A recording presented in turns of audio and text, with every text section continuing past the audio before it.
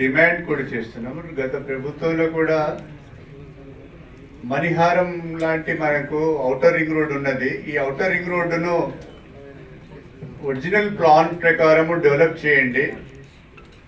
Ring road ఒకటి direct వెళ్ళడానికి మనకు ఎగ్జిట్స్ ఏర్పడ్డాయి, కానీ రింగ్ రోడ్డుకు ఇరువైపులా అటు కిలోమీటర్ ఇటు కిలోమీటర్ గ్రోత్ కారిడార్ ఏదైతే ఉందో ఆ గ్రోత్ కారిడార్లో ఎవ్రీ 500 మీటర్స్కి మళ్ళీ ఒక 100 ఫీట్ గ్రిడ్ రోడ్స్ ఉన్నాయి ప్లానింగ్లో.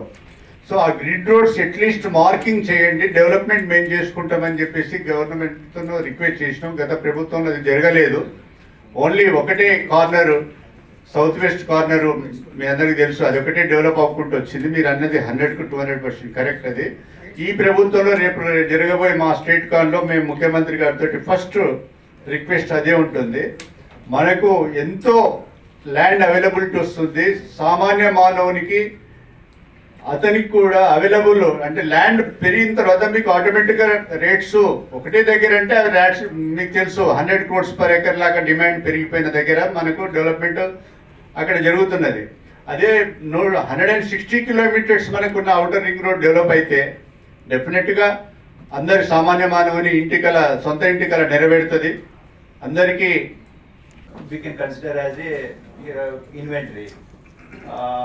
What sources, how they are getting this information, we don't know. As a CREDAI, we also take all the information from the RERA and what are the units, what sizes are coming, everything we will monitor. As per our knowledge, there is no inventory in market. If you can also try any ready to occupy good flat, I am Prem Sagar Reddy, President CREDAI Telangana. ఈ month 20th నాడు state కాన్ conduct చేస్తున్నాము.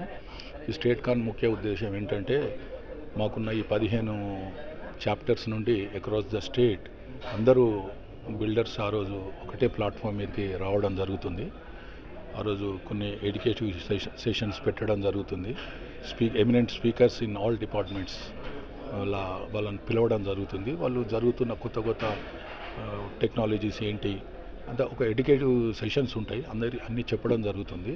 అలాగే అదే రోజు మేము మన గౌరవనీయులైన ముఖ్యమంత్రి గారిని కూడా ఇనాగ్రేషన్కి పిలవడం జరిగింది. తను కూడా వచ్చడానికి ఒప్పుకున్నాడు. సో అతను వస్తే ఏంటంటే ఆ రోజు 2 లాభాలు ఉంటున్నాయి. ఒకటి ఏంటంటే తను కూడా తన విజన్ ఏముందో అందరికీ అంటే Tier 2, 3, 4 cities వాళ్ళకు చెప్పడం జరుగుతుంది. ప్లస్ మాకున్న ఏదైతే ప్రాబ్లమ్స్ ఏమున్నాయో, కొన్ని ఇష్యూస్ ఏదైతే ఉన్నాయో మేము కూడా అతనికి వినవించుకోవడం జరుగుతుంది. కాబట్టి మేము కూడా కొంత ఆశతో ఉన్నాం. ఆ రోజు కొన్ని ఇష్యూస్ అన్న సాల్వ్ అవుతాయనే ఆశతో ఉన్నాం.